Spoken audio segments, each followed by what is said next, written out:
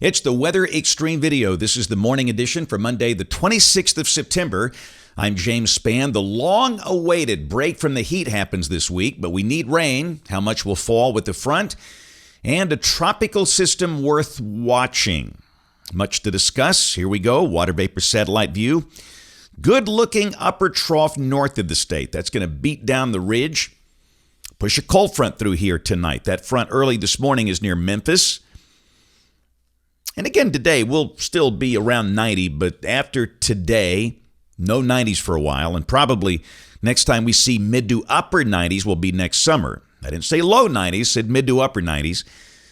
We're starting off the day in the 60s and 70s. Fort Payne 64, Birmingham 74. And again, the high today will be around 90, not as hot as the weekend. We had upper 90s yesterday and Sunday.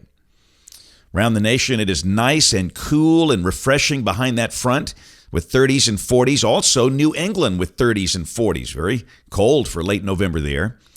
Up in the Northeast, we got freeze and frost advisories. Also got a few of those for parts of Nebraska, Colorado, Kansas, and South Dakota in the cold air. And flash flood watches for parts of Texas. No severe weather with the front. And really probably not that much rain, a marginal risk over West Virginia and some of the adjacent states later today and tonight.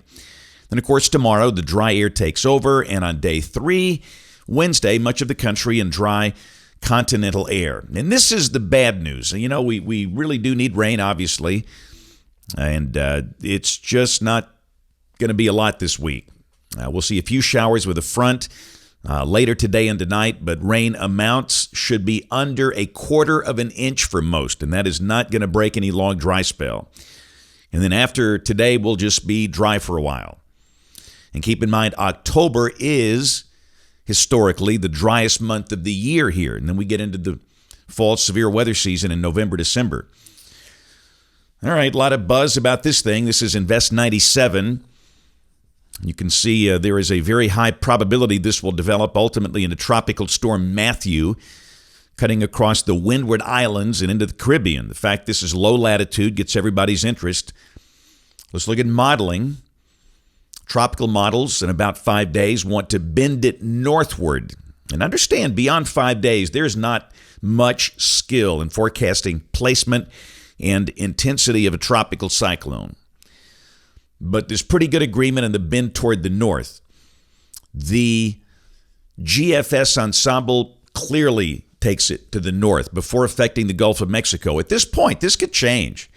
But for now, looks like maybe one member brings it over toward Key West. All of the other members, and I think there's 20 of them in this ensemble, keep it out of the Gulf, turning it northward into the Atlantic before affecting Florida.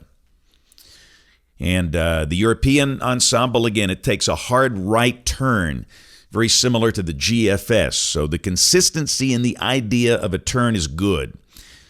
And typically when you see this kind of consistency, that pretty much happens. But again, it's just early in the game. We'll keep an eye on things. All right, model fans, here's the GFS, the 06Z run, valid today at 1 o'clock. Nice trough north of the state. Down below that, a surface front approaching. And we'll probably see a few showers developing this afternoon and tonight, but not the kind of rain we need. This is the high-res HRRR at 6 o'clock this evening, showing just a few showers over the western side of the state. And again, the radar is not going to look exactly like that, but we'll mention showers late this afternoon and tonight. But don't get your hopes up for a beneficial rain. Tomorrow, get a northerly flow at the surface, north to northwest flow. Surface front moving down to the south. Any showers should be confined to South Alabama, even there, probably not many. And the high will drop closer to 80. In fact, the NAM is showing only 79 for Birmingham tomorrow, with the sky becoming sunny after some maybe early morning clouds. Wednesday, we are in continental air. Wednesday morning's going to feel good. Those are lows. Coming off the NAM, well down in the 50s. It's got 47 up around Huntsville and Decatur. So a very refreshing morning. Get up early and enjoy it. And the high Wednesday should be in the low 80s, very low humidity. Thursday, same thing, very dry air mass. And notice how the northerly flow is increasing. The high could drop into the middle 70s if this is right. And this is Friday. What a great day Here, the GFS showing a low of 73 and a high of 75. That is below average for the 30th of September by a good bit. It'll be a great night for high school football, and this is Saturday as the weekend begins for the college games in the state. The weather could not be better. 50s in the morning, upper 70s during the day, and the same thing on Sunday. So just beautiful weather coming up. The only negative here, it's just the lack of beneficial rain. Here's a week from today. This is Monday, 3rd of October. Heights a little below average here. That's the shades of blue. And we note what should be Matthew moving northward into the Bahamas.